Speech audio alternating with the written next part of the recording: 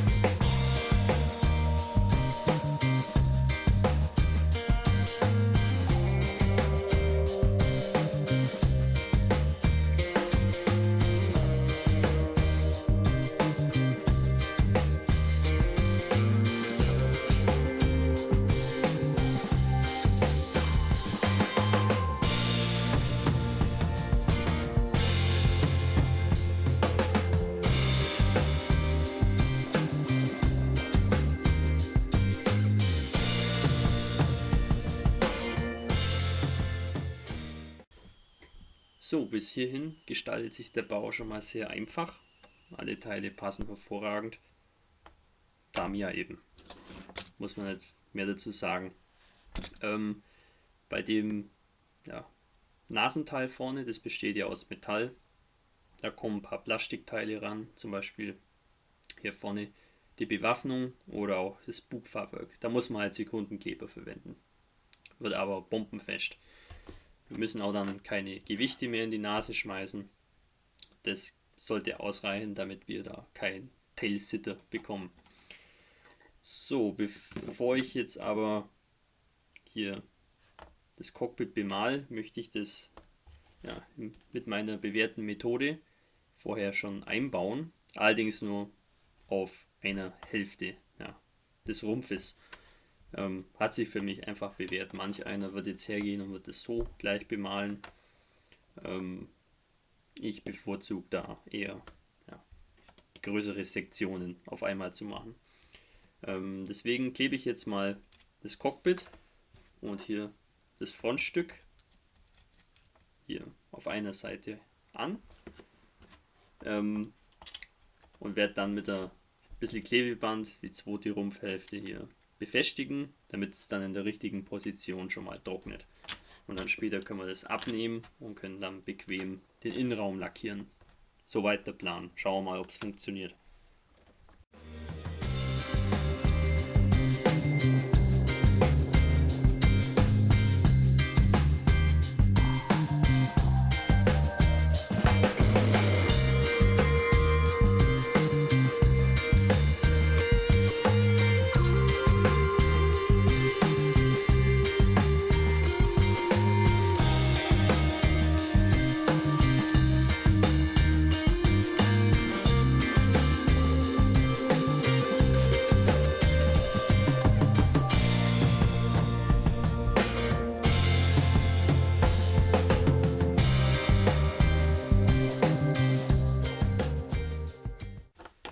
Ja, das sieht doch schon mal ganz gut aus. Passt auch alles schön zusammen. Ist auch nur wirklich minimal zu erkennen, dass da mal irgendwann eine Lücke sein wird. Also ich bin guten Mutes, dass ich da nicht mal spachteln muss später, wenn es dann tatsächlich verklebt wird. Recht hübsch schon mal. Hier dieses Teil, das dann hier hinten rankommt, einzukleben, das macht jetzt eigentlich auch schon Sinn. Dann ist es auch schon mal in der richtigen Position. Aber wie bei den anderen Teilen auch nur einseitig vorerst. Weil das gehört ja irgendwie auch zum Innenraum. Und dann wäre das schon mal erledigt. Passgenauigkeit vom Feinsten. Nachdem das Ganze getrocknet ist, können wir hier das Klebeband entfernen und die eine Rumpfhälfte abnehmen.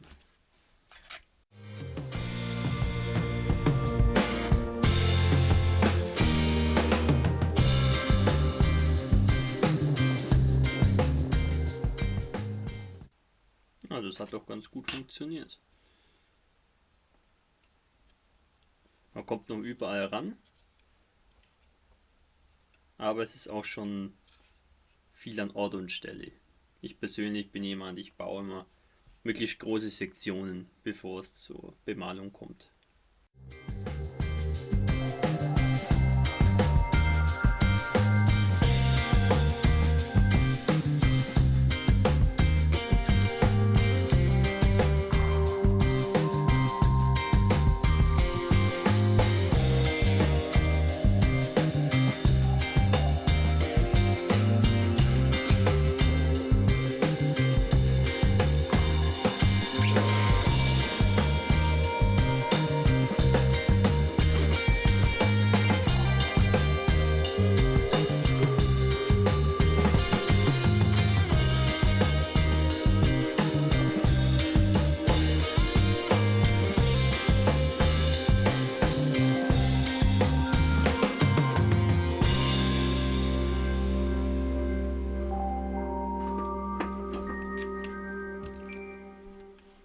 So, testweise habe ich mal die Tragflächen hier am Rumpf befestigt. Hier ist noch kein Klebe im Spiel.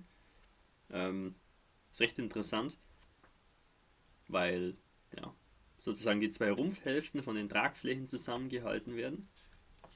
Passt also sehr gut. Das macht doch Freude. So, nehme ich das mal wieder auseinander. Jetzt wäre es eigentlich mal an der Zeit, dass wir uns darum kümmern, hier den Innenraum zu lackieren, hauptsächlich das Cockpit, damit es hier mal weitergeht, damit ich den Rumpf schließen kann und die ganzen anderen Kleinteile befestigen kann. Den Waffenschacht werde ich, glaube ich, nicht sonderlich lackieren, weil ich vorhabe, das geschlossen darzustellen.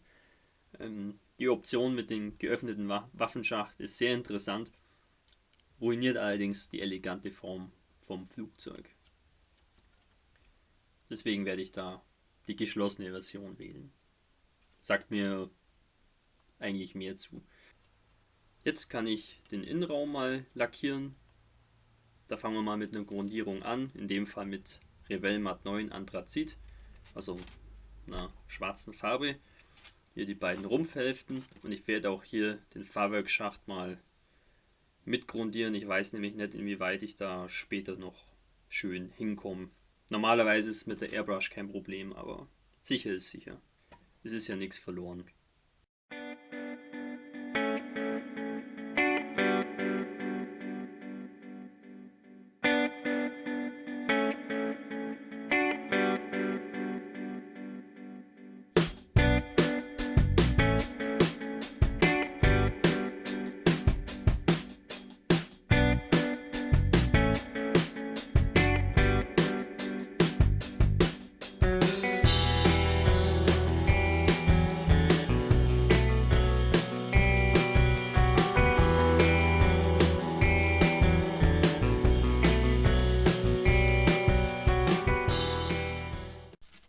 Als nächstes können wir die eigentliche Cockpitfarbe aufsprühen. Tamiya nennt das Ganze deutsches Grau. Da ich keine Tamiya-Farben benutze, muss ich da ein bisschen interpretieren und ich verwende da jetzt von Revell Matt 79 Blaugrau.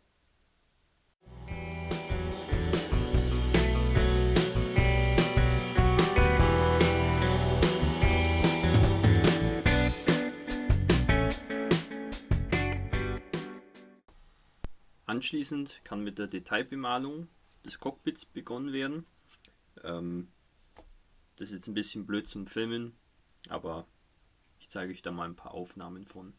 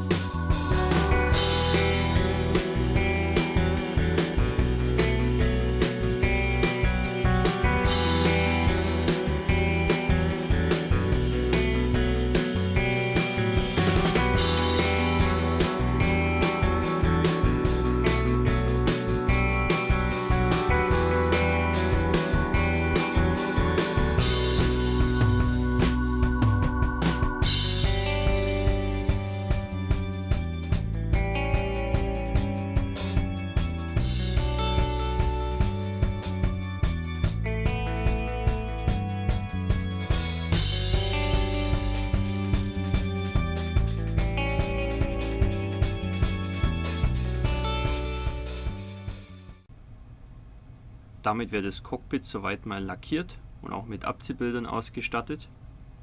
Ich hoffe, ihr könnt es einigermaßen erkennen. Ja, Instrumente sind da und eben auch hier die Gurte für den Piloten liegen auch als Abziehbild bei. Das ist vielleicht nicht optimal, aber ja, besser als gar nichts. Gefällt mir eigentlich schon recht gut. Hier das Visier habe ich jetzt auch schon eingeklebt. Als nächstes brauchen wir hier jetzt dann Wash, um das bisschen zu betonen, die Details innen drin. Eine Alterung werde ich da aber nicht vornehmen. Irgendein Lackabplatzer und so weiter, das können wir uns schenken, weil die Flugzeuge wenig im Einsatz waren. Und wenn, dann nur für kurze Zeit. Das würde ich für etwas übertrieben halten. Bevor wir aber einen Wash auftragen, möchte ich jetzt einfach mal hier die beiden Rumpfhälften verkleben und die Tragflächen, damit es mal langsam aussieht wie eine Me 262.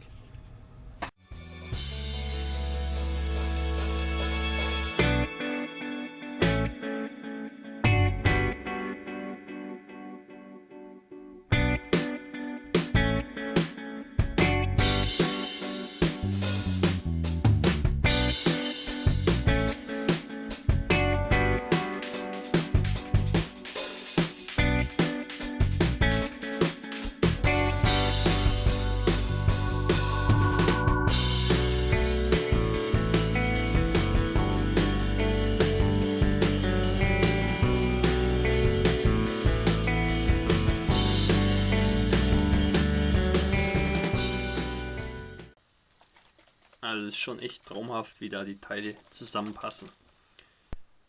Jetzt kriegt das Cockpit einen Wash. Und zwar werde ich da mal wieder von MIG das Dark Wash verwenden. Allerdings ein bisschen verdünnt mit White Spirit von AK Interactive. Die schönen Cockpit-Details wollen ja auch wenig betont werden. Und man kann da jetzt eigentlich hernehmen, was man will. Man kann auch einfach die Acrylfarbe verdünnen, wenn man wollte. Funktioniert alles. Aber ich persönlich bevorzuge eher Ölfarben oder von MIG diese fertigen Washes. Komme ich eigentlich ziemlich gut mit zurecht. Jetzt können wir mit dem Zusammenbau wie gewohnt fortfahren, bis wir dann wieder lackieren müssen.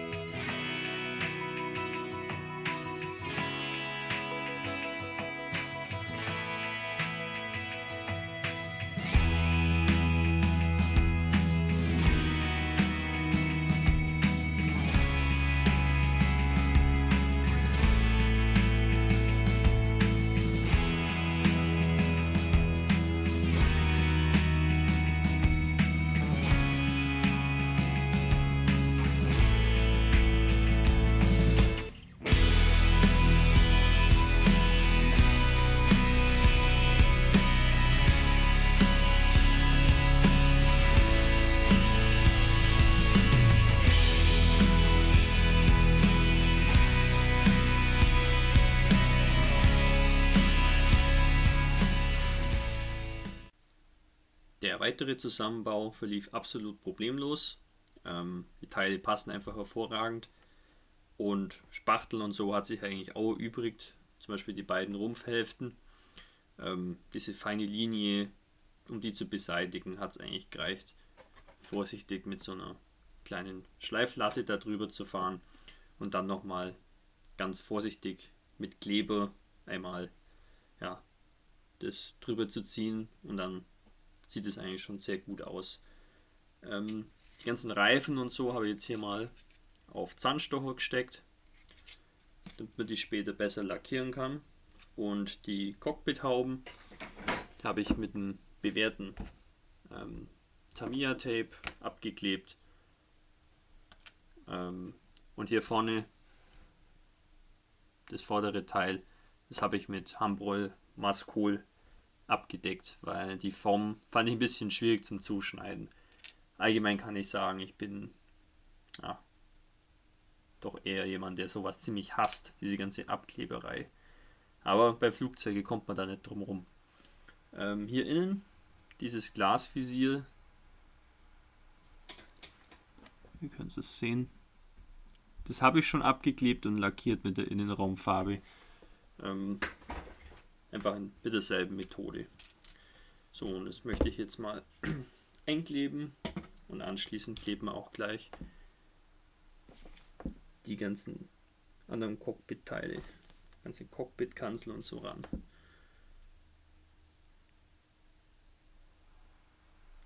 Für die Glasigteile verwende ich immer sehr gern vom Ponal den Holzleim, weil der dieses transparente Plastik einfach nicht angreifen kann.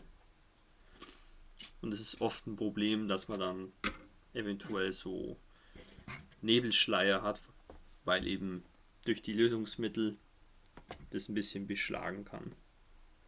Und um das zu vermeiden, verwende ich hier so einen lösungsmittelfreien Kleber. Man kann natürlich auch das Risiko eingehen und es ganz normal kleben. Funktioniert auch, wenn man vorsichtig ist. Gut, passt.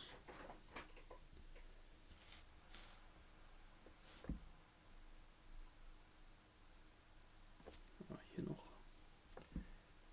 die hintere Haube zuerst.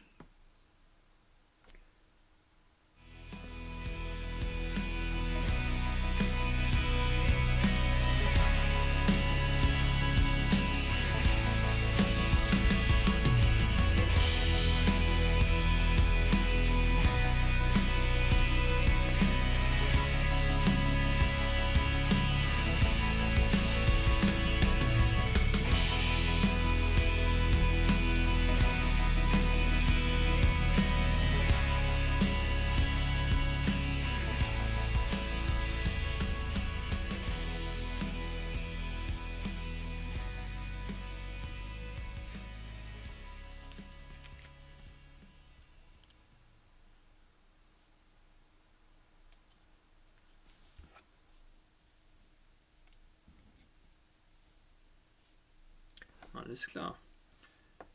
Damit ist das Modell bereit für die Lackierung, aber das machen wir dann im nächsten Teil. Bis dahin wünsche ich alles Gute und frohes Basteln.